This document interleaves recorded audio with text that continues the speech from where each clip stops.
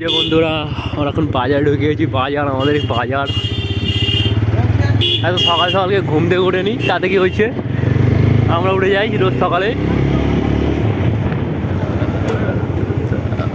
এই যে আমার কুকুর চোখ থেকে মাল্লু বেরিয়ে গেছে।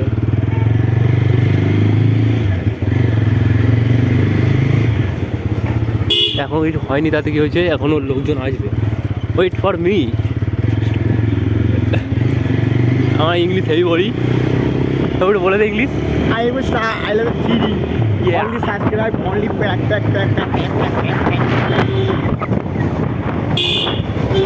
বাজার আমাদের শেষ হয়ে গেছে, পিছনে চলে গেছে।